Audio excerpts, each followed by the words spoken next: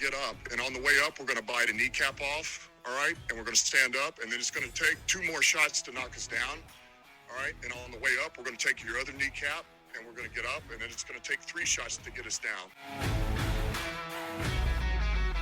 And good morning, Kneecaps Nation. It's a Detroit Lions winner here on Kneecaps for Breakfast.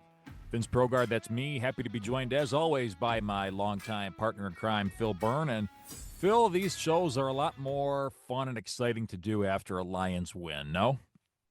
Certainly, they are. Basically, when you're listening to this, it's a Victory Wednesday because we're coming to you taping this Tuesday night, fresh off a Monday Night Football victory with was that your neighbor down the street playing defensive back for the Detroit Lions kind of victory? I don't know. It's one of those hi, my name is kind of games, right? Yeah, everyone's got a name tag back there.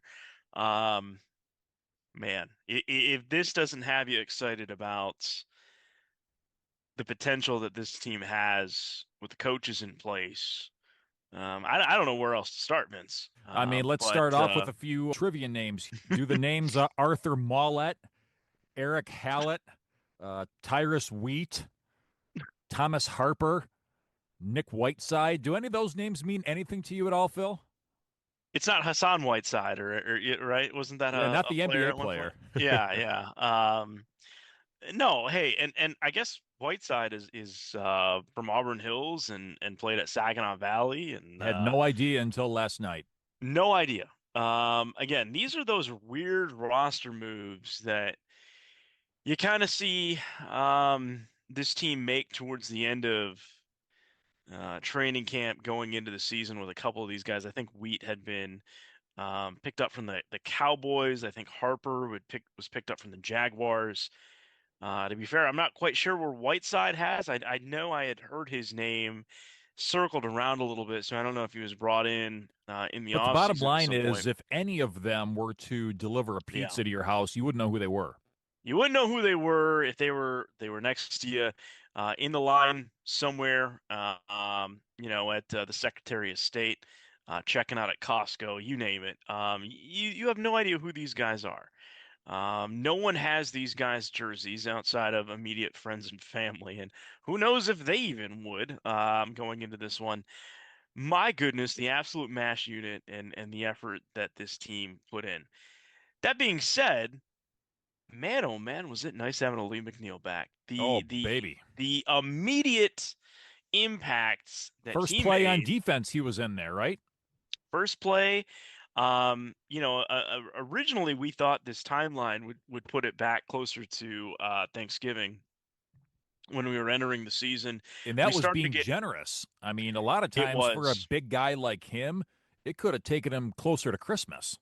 It certainly could. And then we started hearing reports that he might be healthier and ready to go a little ahead of schedule. And boy, was he ever. Like you said, Vince, I mean, right from the get-go, he was jumping in. He was getting involved.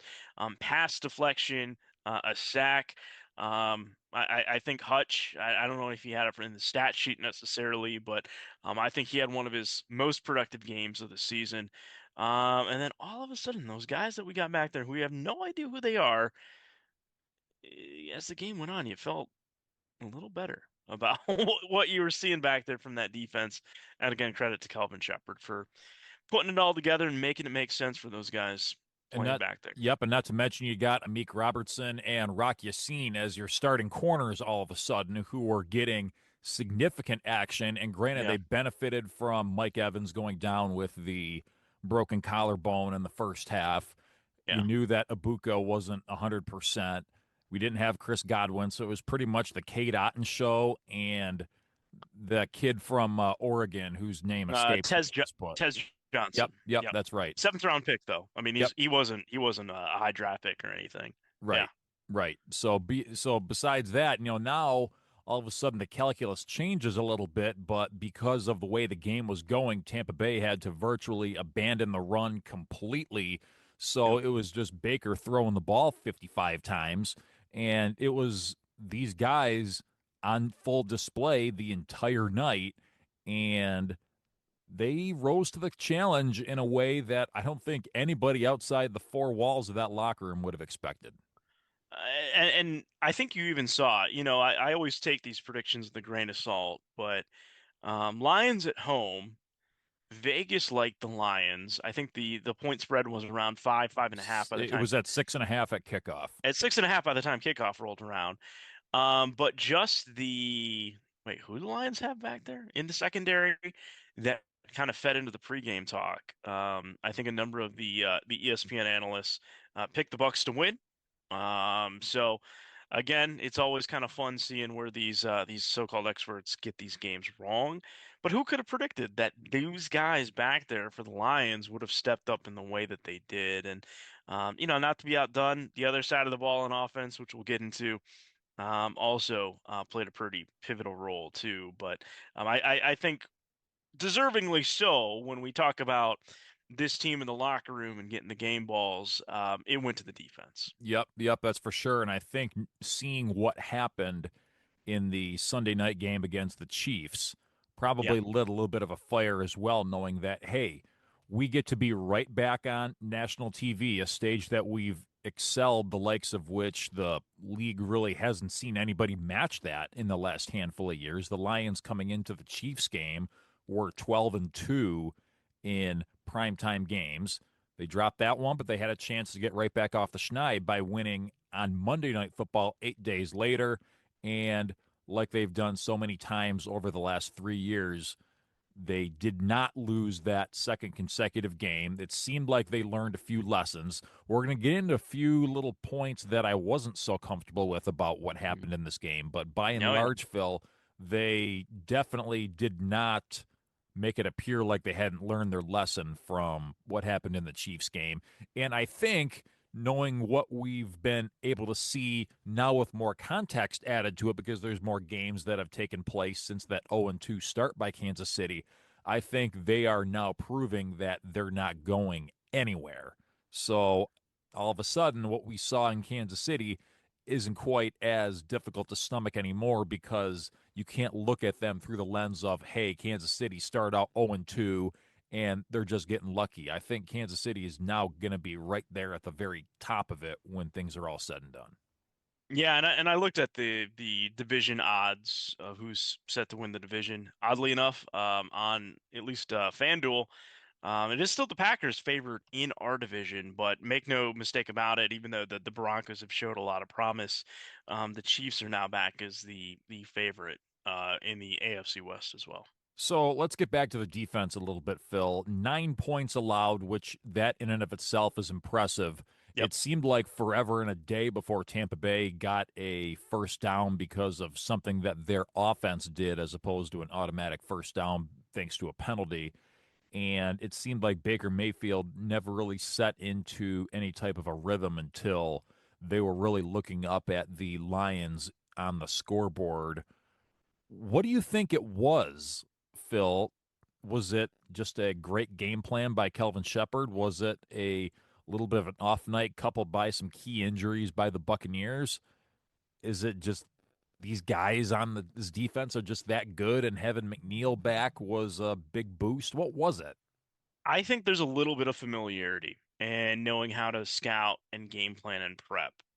Um, Make no mistake about it, we have played the Bucs so many times over the last couple of seasons. They are a true extension of the NFC North by the strange seating and scheduling quirk that we get by winning the North and then winning the South. So um, I think it is this defensive staff. Yes, we don't have Aaron Glenn there anymore, but I think Shepard, I think Dan Campbell, I think the guys in house that have remained consistent on that defense um, knew how to attack the game film of Baker early on. And then, I think too, like, obviously it helps having Lee McNeil back, right? He is a Pro Bowl player. The immediate impact that we saw on that defensive line, where all of a sudden you're not pressing Tyleek Williams into having to be an every down player, a starter, or anything like that. You bring a guy like him off the bench, all of a sudden the Bucs knew they could not run the ball and they had to pass. Mike Evans had his injury. Emeka Ibuka not quite 100%. And of course, Bucky Irving not able to go for Tampa Bay, so that hindered the run game plan also, to be fair. But Baker is the type of quarterback you can do all the scouting. You can do this, that, and the other thing. He is the true riverboat gambler. He is Brett Favre in 2025, that he can beat you in a number of different ways, and he can do so with his legs. And that really was not a threat. That really was not anything that worried me so much. We praised the defensive line. I think we praised the mash unit that we had back there in the secondary. Kelvin Shepard was a linebacker. And really quick here, I want to praise this linebacking core. I think Jack Campbell has taken his game to the next level. I think we have seen his maturity happen.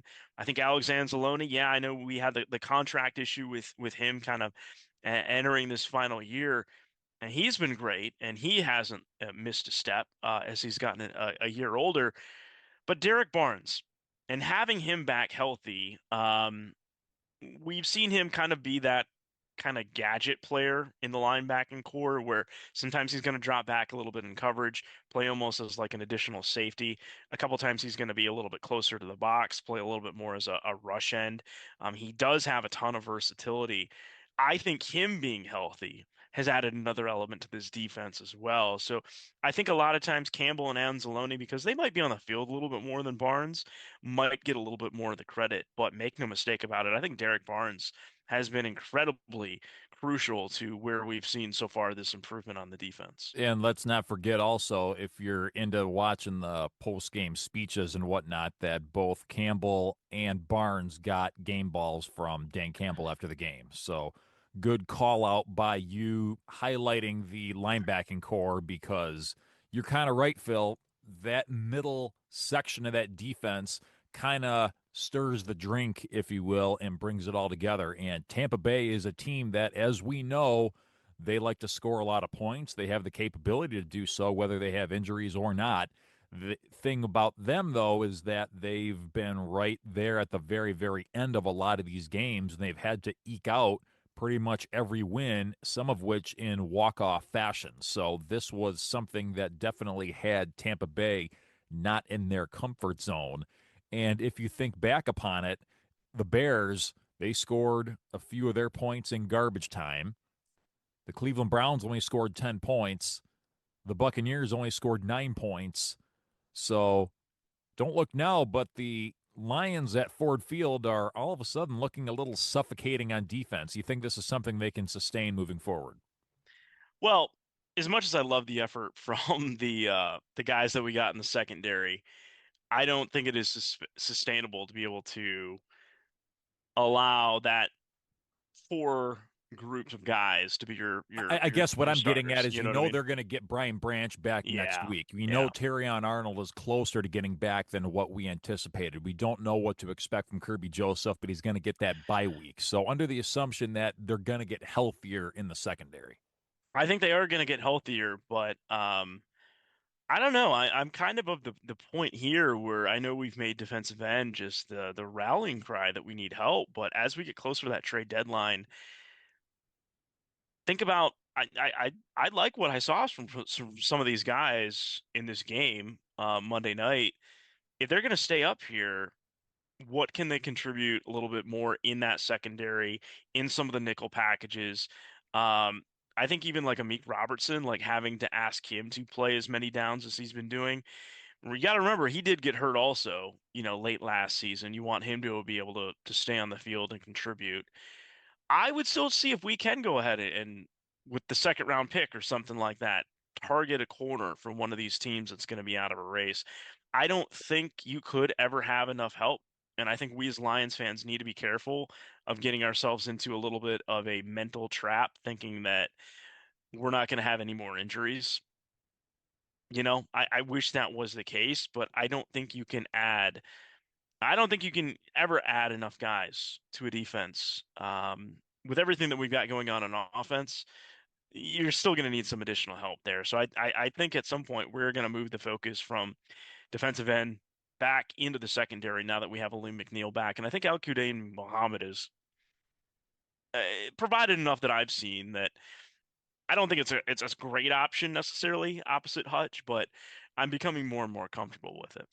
At the end of the day, though, I think Muhammad is still a depth piece, and I think it would be in the Lions' best interest to do something to try and find a day one starter caliber guy on Yeah. the other side of Hutchinson. And again, I'm beating a dead horse from all off season long and last season. I'm not going to get into that. This isn't the episode to do that, but I definitely agree, Phil. I think there definitely needs to be the sense of urgency Yeah. within the organization because the Lions are headed to the bye week at 5-2, and the schedule is going to get a lot more difficult. If I'm not mistaken, I think we're creeping up on the trade deadline because I think that's usually in late October. So I think that's going to be any time now.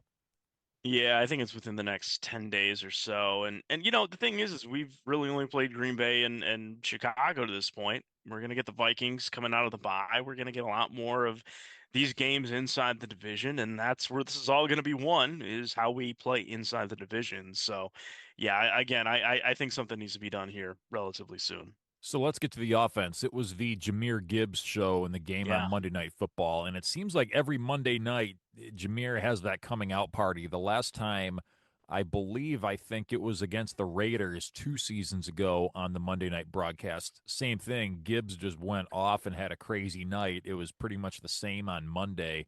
He had well over 100 yards rushing. He had almost 100 yards receiving, 2 touchdowns. Great night for Jameer, and it looked like St. Brown sort of got off the schneid, keeping the ill-timed drop pass close at mind. Had himself a Yeah. great night. From there, though, it kind of seemed like after a quick start, the offense sort of sputtered out a little bit. In case you were curious, because you saw those graphics about the huge yardage discrepancy between the Buccaneers and the Lions at various points of that first half. After the Lions scored that second touchdown, that long run by Gibbs to go up 14-0, do you want to guess how many yards of total offense they had after that run by Gibbs? And mind you, this was with about 5 minutes to go in the second quarter. Any idea how many total yards the Lions had the rest of the way? I feel like it was less than 70. Okay, so you're a little bit more harsh. 99. 99. 99 yards of offense in the last 35 minutes of the game. So what I am kind of noticing, kind of tying that all into the discussion here, is I'm sensing the Lions are having a difficult time finishing and putting teams away. And Hmm. you saw it a little bit in that Bengals game a couple of weeks ago. It was a game that you knew Cincinnati wasn't going to come back and win. The Lions pretty much had their hand on the neck for 3 quarters and then some of the game. But then they left the door open just enough to where Cincinnati was able to rattle off a few scoring drives. And even though the game was actually more lopsided than what the score indicated, if you were to just pick up a copy of the box score, you'd see, well, Cincinnati hung pretty well with the Lions. Cleveland, same thing. They were right there with the Lions for 3 quarters of that game until Hmm. they started making mistakes. Baltimore, even though they were healthier at this point, Baltimore was in a dogfight with the Lions the entire night. So, what in your mind seems to be missing from this offense to where it just seems like they settle into these funks over the course of these games and almost seem to have a difficult time putting teams away where they should be able to just sort of coast and let the lead kind of build upon itself and everybody goes home happy? So I still think the way you put these teams away is you gotta have David Montgomery involved a little bit more. And I realize when Gibbs has the hot hand, the versatility that his speed and his receiving ability can also provide to the passing game, it can be hard to get Montgomery out there. We've seen it a couple times with Ben Johnson back when he was the OC here, where he would have some set plays where both guys would be on the field. Maybe Gibbs would be lined up more in the slot and Montgomery would be back, and you can play it around that way too with both of them. Um, Maybe some more ball control, some more use of the time. Um, Jamison Williams, 0 receptions, 0 yards. Again, I don't think that's something that you would want to highlight necessarily as you're trying to put a team away. I don't think he would be my first response or answer, but we've seen some very, very strange games from him this season. He had the pretty nice game against the Chiefs, but um, it's either like all or nothing. So To me, I would still go ahead and see, can you go ahead and run clock and kind of pound it up the middle a little bit with Montgomery, take some of it off, maybe use some more two tight end sets with Wright and Laporta, and just keep things going. But I'm with you there, Vince. It does seem like we are taking our foot off the gas a little bit. I'm not saying everything needs to be like the Cleveland Browns and the Chicago Bears games where we're winning by what, 35 points or something like that. Like that's not feasible. Like, there's no way you can keep that up. But um, it just seems like there's more that this team can do in the second half of games when we've got a lead that's been established.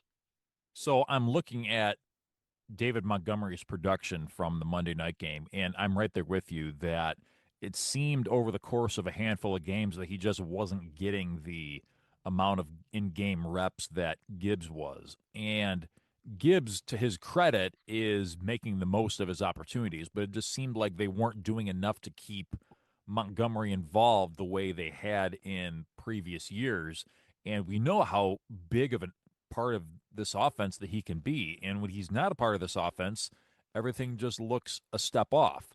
But in this game against the Buccaneers, Gibbs received 17 carries, was able to get 136 yards on the ground. Granted, the majority of that was on that 78-yard run in the second quarter, but even still, Right. 17 for 136. Montgomery still carried the ball 13 times. The difference, he only got 21 yards rushing the entire night. So he did not take advantage of those opportunities, even though he only had 4 fewer carries than Gibbs did.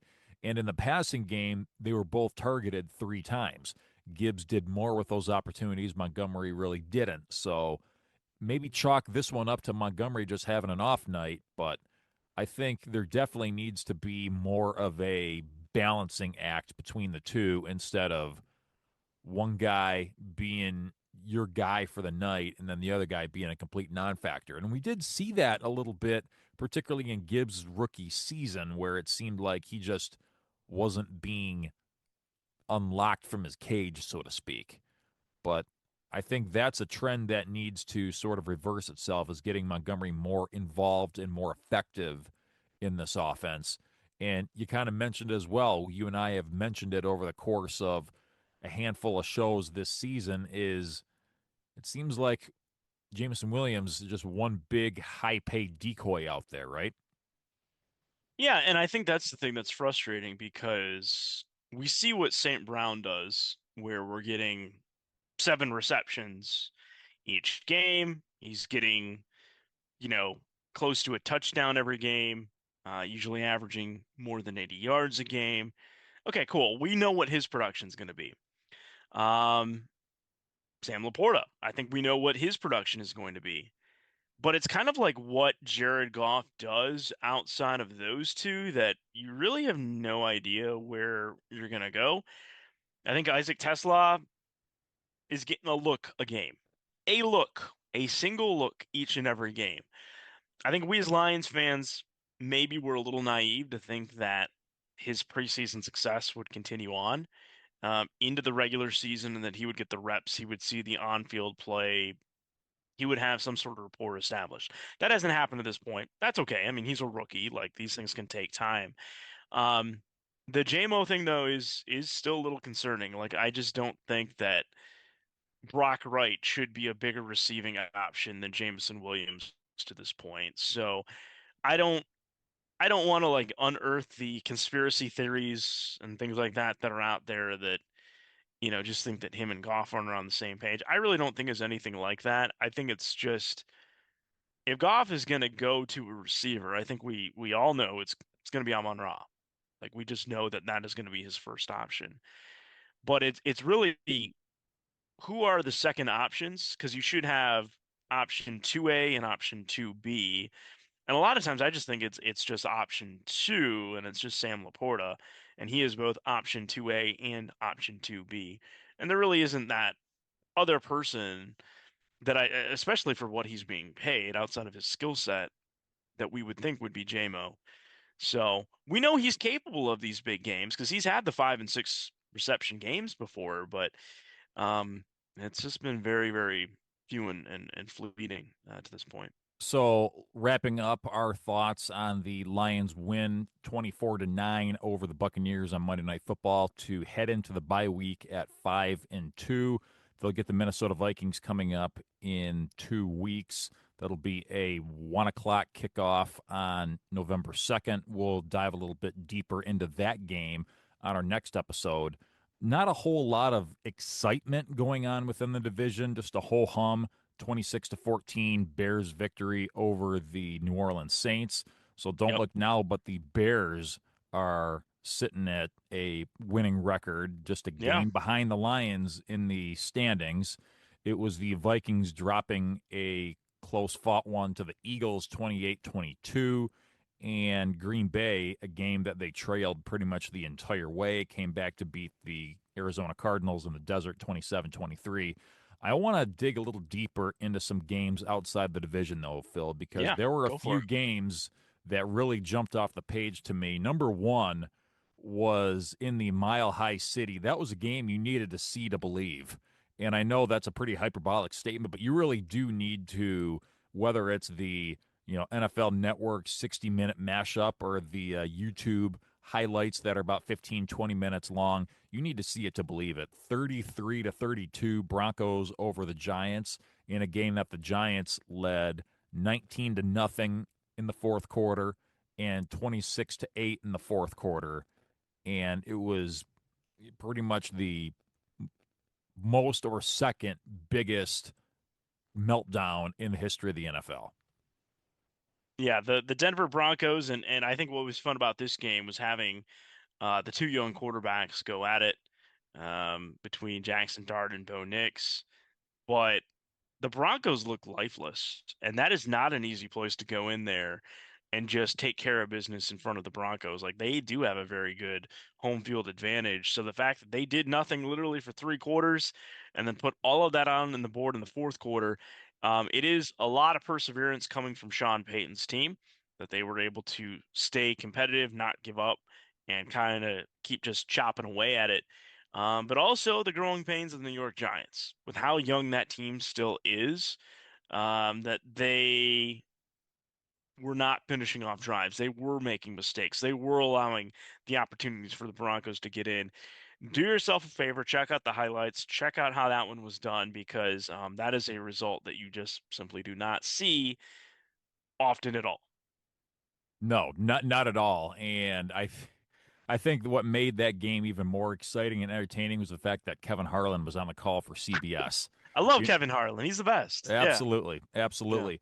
Another game that really jumped off the page was the Indianapolis Colts, who have the NFL's best record because of course they do at 6-1. So they went out to the West Coast, knocked off the LA Chargers 38-24 in a game where Jonathan Taylor really seems to be reviving his career one game at a time. 3 rushing touchdowns for the Colts. Daniel Jones seems to maybe have found his forever home as quarterback for the Indianapolis Colts, but they're 6-1, and injury is starting to be a little bit too much for the Chargers to be able to withstand fall to 4-3. But your thoughts? What's going on at the top of the AFC South there, Phil? Yeah, who had the Colts beginning of the year, winning that division? They have a pretty easy path at this point, with the rest of the division kind of just struggling. I think we're about ready to add Daniel Jones into the conversation with Jared Goff and Baker Mayfield as first round picks that teams gave up on and had a little bit of a revival with a new team because they're not going to be going to Richardson anytime soon. I'm quite frankly shocked he's still on the roster there, outside of probably what they need to pay him. But Daniel Jones, the Colts, Tyler Warren, what an awesome pick that has been to help out Daniel Jones a little bit. That team does look for real. And again, they'll win that division and they'll get in the playoffs. What they do after that is probably, quite frankly, just icing on the cake because I don't think too many people had them in the spot. But credit to a team taking advantage of what's in front of them. And then last game I want to touch on is a team that was kind of in a similar position to the Lions. And that's the 49ers. They trotted out a defense Yeah. on Sunday Night Football against the Atlanta Falcons and I don't think I could tell you any of their defensive players outside of Lenore, one of their corners. I didn't Yeah. recognize any of their players on defense. They went out and beat the Atlanta Falcons, who had a little bit something good going there on offense, 20-10 on Sunday Night Football. Same thing. Is this something that the 49ers can sustain? Because let's be honest, they've been without Brock Purdy for the longest time. Brock Purdy's been out for a long time. Christian McCaffrey, I think all the 49er fans are always a little worried about how long can you continue to rely upon him without having an injury concern. George Kittle has been injured. But yeah, they're without Bosa and Warner on that defense. They also have a mash unit.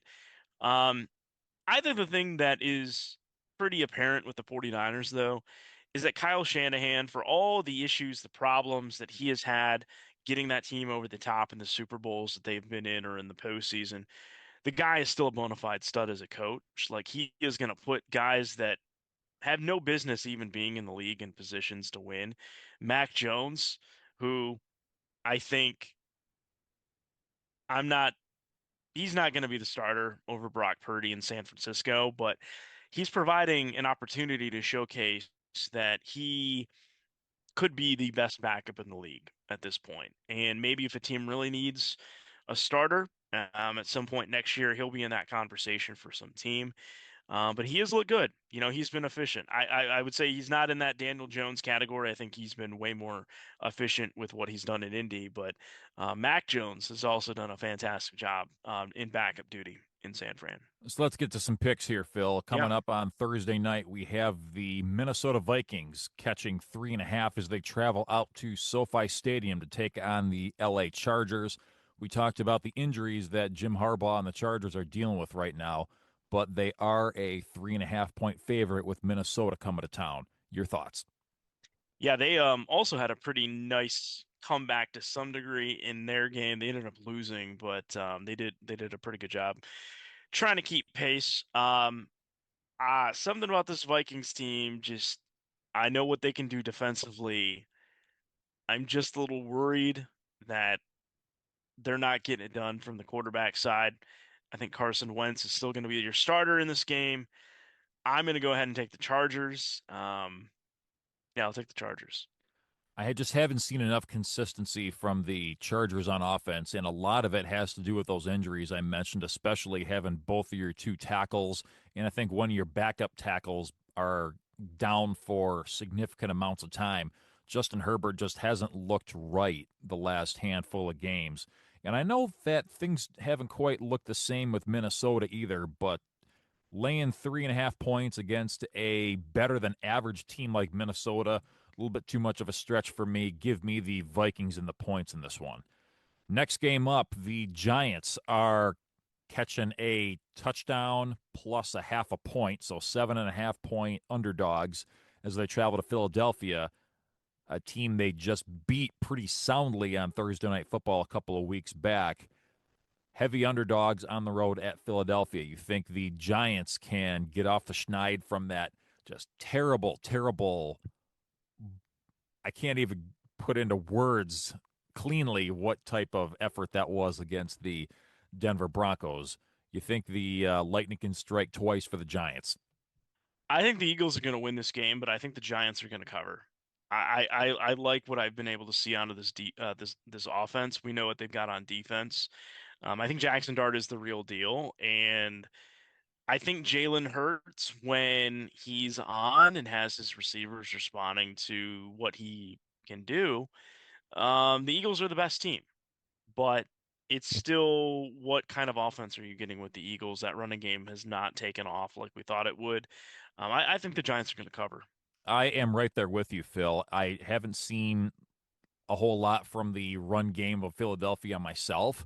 I think they've got something good, the Giants do, with Scadaboo at running back to help their run game. I think Jackson Dart is growing up before our eyes, and even though we saw that crucial interception in the late goings of that game against the Broncos, which gave them life, I think Dart is definitely ahead of schedule in his rookie year.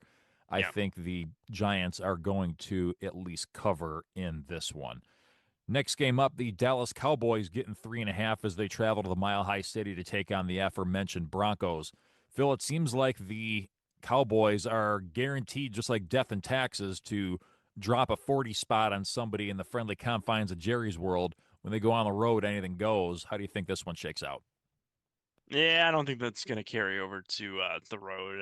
I'm not favorable on the Cowboys in this one. Yeah, the home and away splits are a real thing with this team, and I'll just go ahead and not pick them in this one.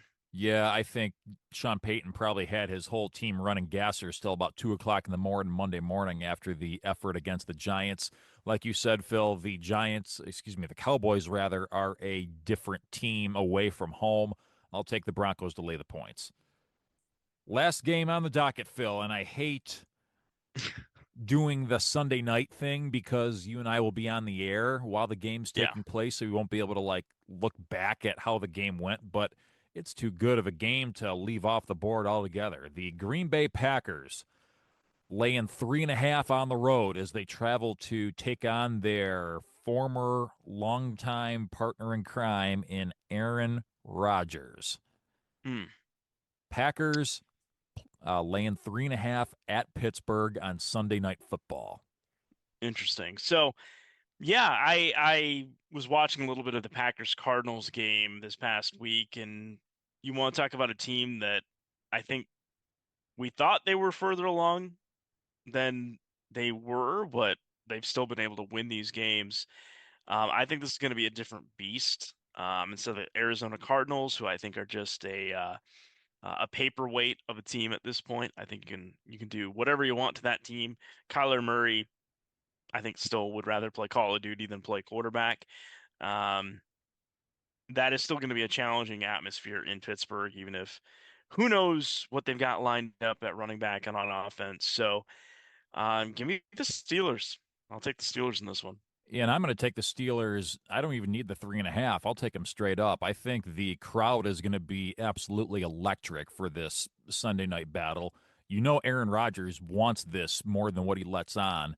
And the Packers on the road lost to the Browns, tied the Cowboys, trailed the entire game virtually against the Cardinals.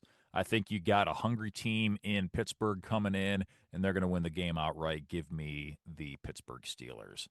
All right, that's all she wrote on this episode of Kneecaps for Breakfast. We take no bye weeks on Kneecaps, so Phil and I will be right back here with you on our normal Monday morning release of our bye week edition of Kneecaps for Breakfast. We appreciate you spending time on your bye week with us. For Phil Byrne across the way, Vince Progar saying good morning, go Lions, forward down the field, over and out.